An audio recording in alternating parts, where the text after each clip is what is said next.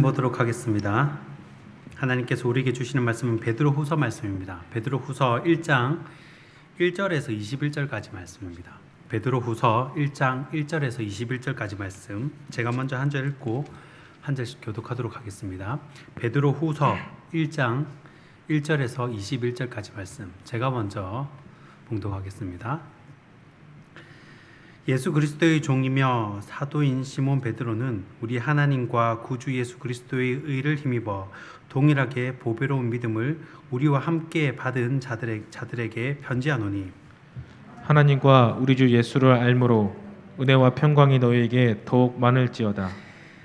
그 신기한 능력으로 생명과 경건에 속한 모든 것을 우리에게 주셨으니 이는 자기의 영광과 덕으로서 우리를 부르신 이를 알므로 말미암음이라. 이로써 그 보배롭고 지극히 큰 약속을 우리에게 주사 이 약속으로 말미암아 너희가 정욕 때문에 세상에서 썩어질 것을 피하여 신성한 성품에 참여하는 자가 되게 하려 하셨느니라. 그러므로 너희가 더욱 힘써 너희 믿음의 덕을, 덕의 지식을, 지식의 절제를, 절제의 인내를, 인내의 경건을, 경건의 형제 우애를, 형제 우애의 사랑을 더하라. 이런 것이 너희에게 있어 부족한즉 너희로 우리 주 예수 그리스도를 알기에 게으르지 않고 열매 없는 자가 되지 않게 하려니와. 이런 것이 없는 자는 맹인이라 멀리 보지 못하고 그의 옛 죄가 깨끗하게 된 것을 잊었느니라. 그러므로 형제들아 더욱 힘써 너희 부르심과 택하심을 굳게 하라. 너희가 이것을 행한즉 언제든지 실족하지 아니하리라. 이같이 하면 우리 주 곧 구주 예수 그리스도의 영원한 나라에 들어감을 넉넉히 너희에게 주시리라. 그러므로 너희가 이것을 알고 이미 있는 진리에 서 있으나 내가 항상 너희에게 생각나게 하려 하노라. 내가 이 장막에 있을 동안에 너희를 일깨워 생각나게 함이 옳은 줄로 여기노니, 이는 우리 주 예수 그리스도께서 내게 지시한 것 같이 나도 나의 장막을 벗어날 것이 임박한 줄을 알미라. 내가 힘써 너희로 하여금 내가 떠난 후에라도 어느 때나 이런 것을 생각나게 하려 하노라.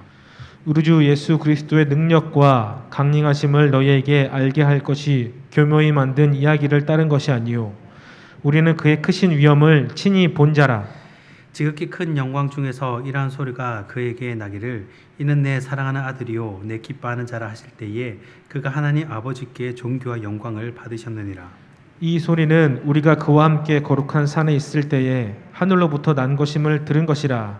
또 우리에게는 더 확실한 예언이 있어 어두운 데를 비추는 등불과 같으니 날이 새어 샛별이 너희 마음에 떠오르기까지 너희가 이것을 주의하는 것이 옳으니라. 먼저 할 것은 성경의 모든 예언은 사사로이 풀 것이 아니니. 함께 읽겠습니다. 예언은 언제든지 사람의 뜻으로 낸 것이 아니요 오직 성령의 감동하심을 받은 사람들이 하나님께 받아 말만할 것입니다. 아멘. 하나님의 말씀입니다. 네, 오늘은 은혜 안에 성장하라, 은혜 안에 성장하라 라는 제목으로 하나님 말씀 나누도록 하겠습니다. 베드로서는 베드로의 유언과 같은 서신입니다. 당시 로마 감옥에 갇혀 있었던 베드로는 자신이 곧 처형당할 것이라는 것을 직감하고 있었습니다. 그 당시에는 한번 처형을 하면 수백 명씩, 심지어는 수천 명씩도 죽였다고 합니다. 이 보여 죽이식의 사형이죠. 그래서 너희들도 이 로마의 말을 듣지 않으면 이처럼 된다, 이런 공포 정치를 한 겁니다. 이 자신의 죽음을 직감한 베드로는 이 보배로운 믿음을 받은 자들에게 마지막 편지를 전합니다. 본서를 쓴 시기가 로마 대화재 직후, 그러니까 AD 한 64년에서 67년 정도로 봅니다. 예수 믿는다 그러면 잡혀가고 또 고난 가운데 있었기 때문에 고난에 대해서는 이미 베드로 전서를 통해서 이제 기록을 해서 전달을 합니다. 이 산 소망이신 예수 그리스도를 바라보면서 지금의 고난을 끝까지 인내하라라는 것입니다. 이 격려의 말, 위로의 말을 이제 전서 앞에 먼저 보냈던 서신을 통해서 먼저 전달을 합니다. 자, 그러면 베드로 후서에는 어떤 내용의 메시지를 전달했느냐? 그 핵심 구절이 바로 베드로 후서 3장 18절입니다. 구주 예수 그리스도의 은혜와 그를 아는 지식에서 자라가라. 자, 가만히 있으면 안 되고 자라가야 한다는 것입니다. 자라지 않는 것은 늙었거나 희귀병에 걸렸거나 무엇인가 문제가 있다는 것입니다. 우리가 믿음 안에 들어왔다면 그 은혜 안에서 자라가야 한다, 성장해야 한다라는 것이 사도 베드로의 마지막 메시지입니다. 자, 그러면 나눠드린 교환을 보면서 어떻게 은혜 안에서 성장할 것인지를 하나씩 한번 살펴보도록 하겠습니다. 첫 번째는 믿음의 길입니다. 이 사도 베드로는 믿음의 사람들이 영원한 나라에 들어가기까지 이 땅에서 걸어가야 할 믿음의 길을 기록합니다. 이 베드로전서 1장 1절에 보면요, 믿음을 우리와 함께 받은 자들에게 편지하노니라고, 편지를 받는 자들이 너희는 이미 믿음을 받은 자들이다 라고 이렇게 펜스를 칩니다. 그리고 믿음을 받은 자들은 그냥 살면 안 되고 성장하고 성숙해야 하는데, 그 여정이 마치 이 존 보년의 이 철로 역정처럼 이 주인공 크리스천의 그 여정과 비슷합니다. 자, 이 여정은 베드로의 편지를 받는 독자들, 그러니까 원독자라고 하기도 하고 또 1차 독자라기도 합니다. 그리고 지금 현대 이 시대를 살아가는 우리들, 이 베드로의 서신을 읽는 지금의 우리는 바로 2차 독자가 되겠죠. 그 당시에 받아보는 사람들이 1차 독자고, 자, 우리 이 시대에 읽는 사람들이 2차 독자라고 할 수 있습니다. 자, 2차 독자인 우리도 믿음을 받은 자들이기 때문에 우리도 여기에 해당이 된다는 것입니다. 자, 그러면 믿음의 길은 어떤 길인가? 오늘 본문 5절과 6절, 7절, 5절, 6절, 7절입니다. 자, 그러므로 너희가 더욱 힘써 너희 믿음의 덕을, 덕의 지식을, 지식의 절제를, 절제의 인내를, 인내의 경건을, 경건의 형제 우애를, 형제 우애의 사랑을 더하라. 아멘. 자, 믿음의 길은 우선 믿음에 무엇을 더합니까? 덕을 더해야 합니다. 자, 각각의 성품에 빠진 글자가 있는데 그 각각의 성품에 빠진 글자가 바로 더하라라는 말입니다. 각각의 성품 뒤에 더하라. 믿음의 덕을 더하라라고 말합니다. 믿음만 가지면 안 되고 덕이 있어야 한다는 것입니다. 특별히 여기서 덕은 교회 안에서의 덕이 있겠죠. 초대교회 안에서 덕을 말할 겁니다. 교회 안에 체험이 좀 있다는 사람들, 또 약간 좀 이상하다 싶은 영지주의자들이 교회 질서를 어지럽히는 겁니다. 항상 교회 건덕을 세우는 측면에서 이 사역을 접근을 해야 되는데, 초대교회 일부 소수의 성도들은 교회의 건덕을 생각하지 않고 거짓 선생의 역할을 한 겁니다.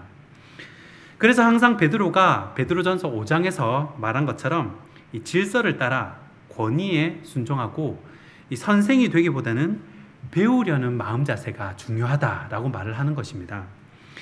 이것이 교회의 덕을 세우는 바람직한 모습입니다. 자, 그리고 덕에 무엇을 더하라고 합니까? 지식을 더하라는 것입니다. 자, 초대교회의 영지주의자들, 거짓 선생들이 판을 치는 것도 바로 지식이 없기 때문입니다. 기도해 주는데 사람이 쓰러지고 사람을 쓰러뜨리고요, 또 엄청난 능력이 있는 것처럼 이렇게 생각을 하고, 또 그 당시엔 자해하는 사람들도 있었죠. 그리고 신비한 체험을 하고 이러면 영적인 수준이 굉장히 높은 것처럼 그렇게 생각을 하는 겁니다. 이 모든 것이 무엇이 없어서 그런 겁니까? 지식이 없어서 그렇다는 것입니다. 하나님에 대한 지식이 있어야 거짓 선생들에게 넘어가지 않고 또 자신과 교회를 지킬 수 있다는 것입니다. 이어서 베드로는 지식에 절제를 더하라라고 이야기합니다. 이 절제가 되지 않는 사역, 통제가 되지 않는 사역은 굉장히 위험합니다. 모든 사역은 담임 목사님과 사역자의 통제 안에 있어야 안전합니다. 절제가 되지 않는 사역은 항상 잡음을 일으켜서 교회에 덕이 되지 않습니다. 실족하는 사람들이 생기게 되죠. 그래서 베드로는 지식에 절제를 더하라라고 권면합니다. 이어서 절제에 인내를 더하라라고 말씀합니다. 이 초대교회 때에도 행정적인 문제나 사역들이 원활하게 돌아가지 않는 부분이 있었습니다. 이 과부들에 대한 이 구제 사역이 대표적인 예죠. 어떤 사역이든 기다려야 열매를 볼 수 있는 것이 대부분입니다. 바로바로 되는 것이 아니라 인내하고 기다리고 참고 그런 모습이 필요하다는 것입니다. 자, 그리고 인내에 무엇을 더합니까? 경건을 더해야 합니다. 이 로마의 멸망 원인을 성적인 타락으로 보는 역사학자들이 있습니다. 이 남녀 공중 목욕탕의 유적이나 그 당시 기록된 문헌들을 보면 굉장히 성적으로 또 도덕적으로 문란했음을 알 수가 있습니다. 그런 음란함이 로마 교회나 고린도 교회 같은 초대 교회 안으로도 들어왔기 때문에 베드로는 더더욱 경건에 주의하도록 당부를 하는 겁니다. 그래서 베드로는 베드로전서 4장 3절에도 성도들의 음란을 지적을 했고 또 베드로후서 2장 18절에도 음란을 언급합니다.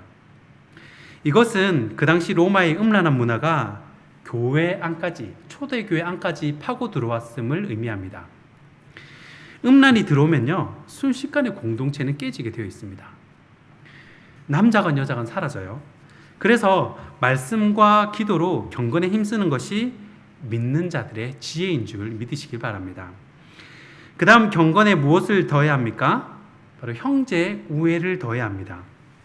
그 셀 교회의 강점, 사랑방이나 구역의 강점 중 하나가 바로 이 형제 우애입니다.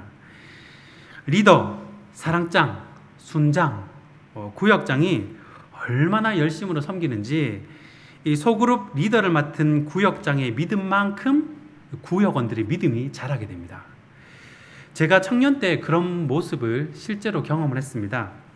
여러분, 청년 때에는 얼마나 사실 이 새벽에 일어나기가 힘듭니까? 늦게 자고 또 늦게 일어나고, 이 특세가 되면 이 차가진 리더들이요, 청년 리더들이 그 이른 새벽에 자기 순원들 집을 일일이 이 경로 따라 다 방문을 합니다. 이 새벽에 그 집 앞에서 차 세워놓고 시동 켜놓고 기다립니다. 여러분, 그 새벽에 누가 내 집 앞에서 차 시동 켜놓고 기다리고 있다. 여러분, 그러면 새벽 기도를 안 나갈래야? 안 나갈 수가 없습니다. 밖에 기다리고 있기 때문에. 그렇게 새벽을 깨우면서 끈끈해지는 겁니다. 새벽 기도 마치면 같이 국밥도 먹고 이러면서 끈끈해지는 거죠. 영적인 전우회가 생기는 겁니다.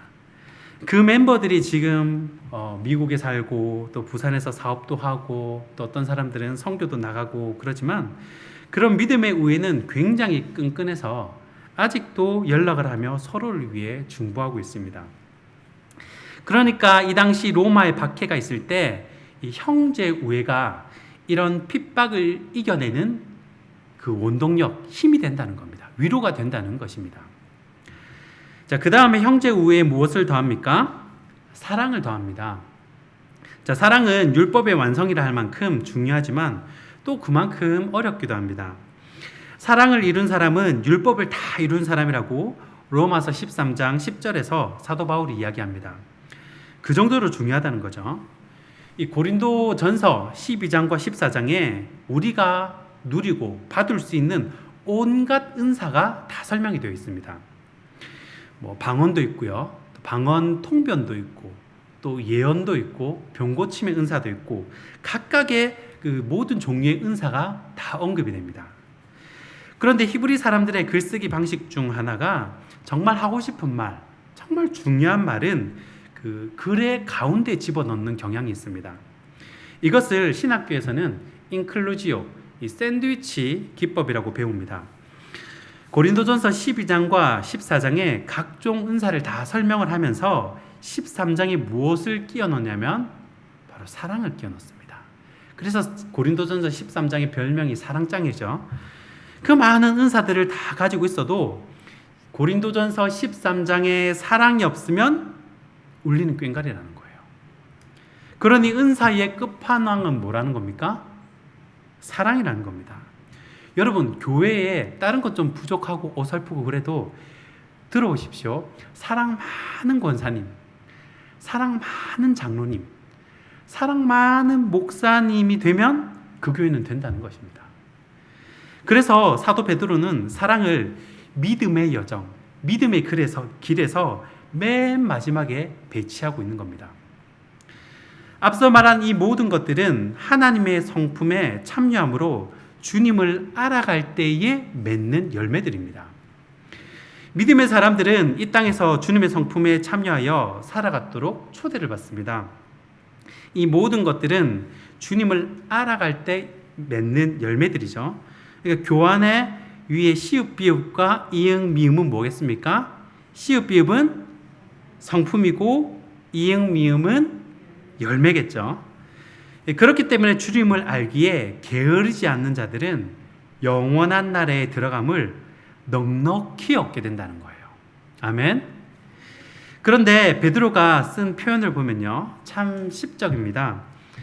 그냥 예수님의 성품을 본받으세요, 하나님의 성품을 본받으세요, 이렇게 얘기를 해도 되는데 말을 한 바퀴 돌려가지고 신성한 성품에 참여하는 자가 되세요라고 이야기를 하는 겁니다.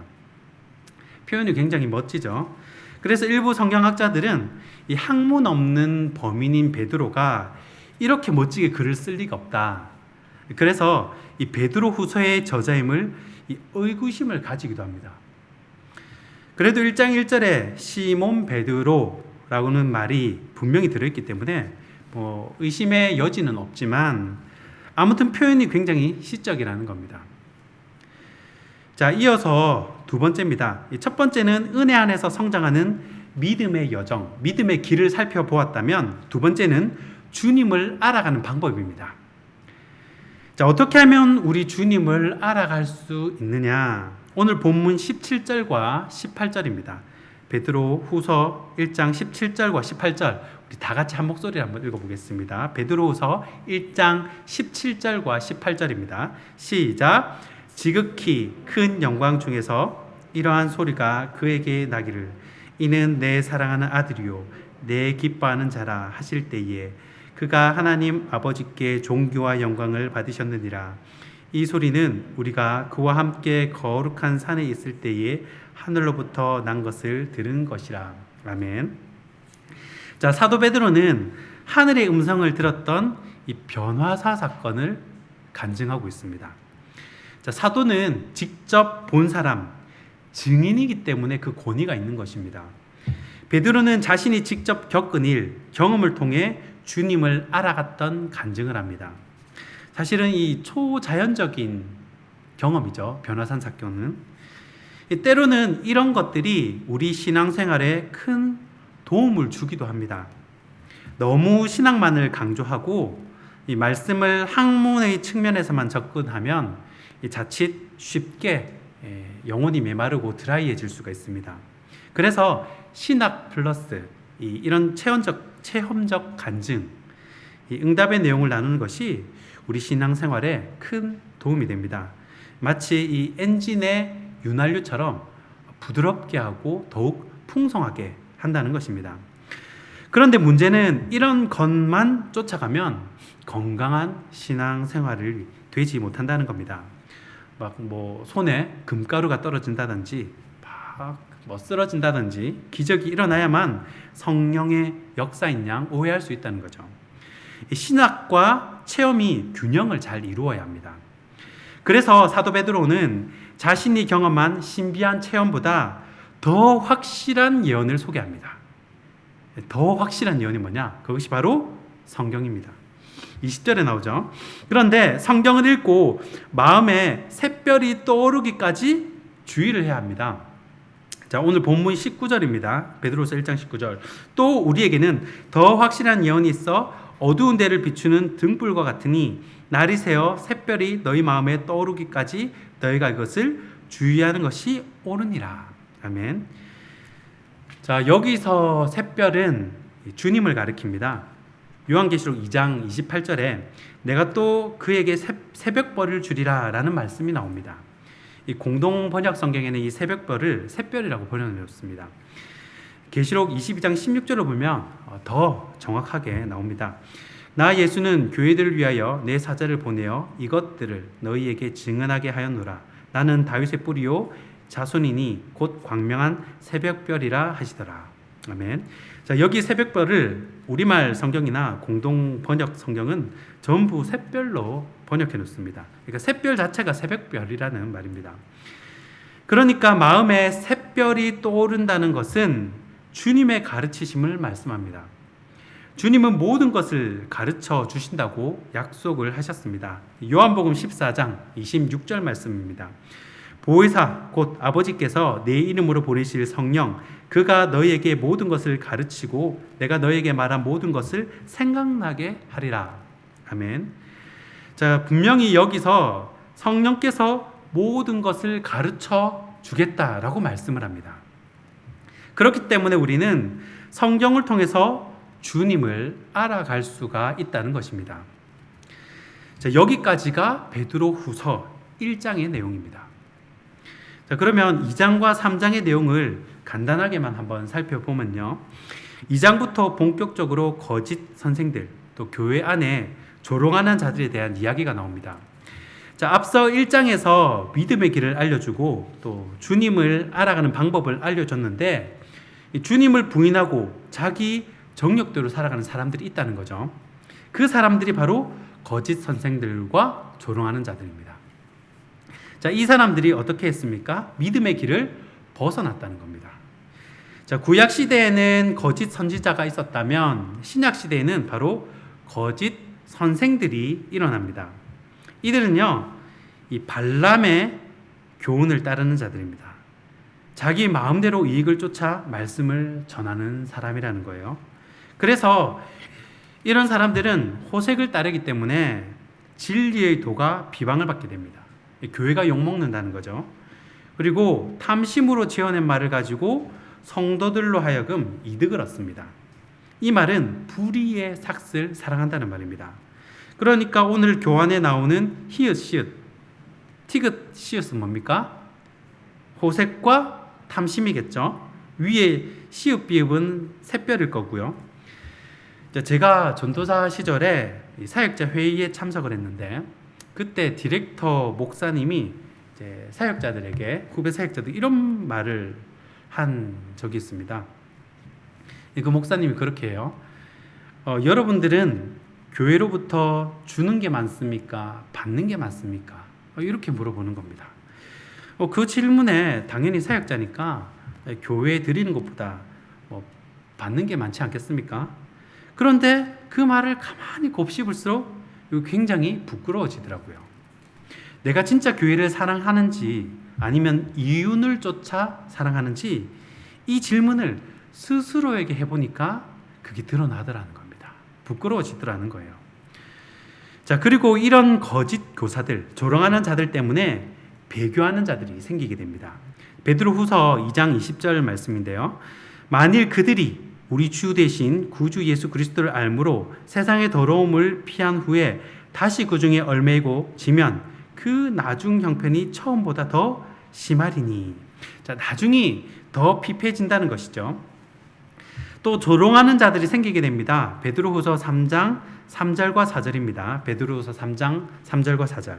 먼저 이것을 알지니 말세에 조롱하는 자들이 와서 자기의 정욕을 따라 행하며 조롱하여 이르되 주께서 강림하신다는 약속이 어디 있느냐? 조상들이 잔 후로부터 만물이 처음 창조될 때와 같이 그냥 있다 하니. 자, 뭐라고 조롱합니까? 주님의 강림이 어디 있느냐라고 조롱을 하는 겁니다.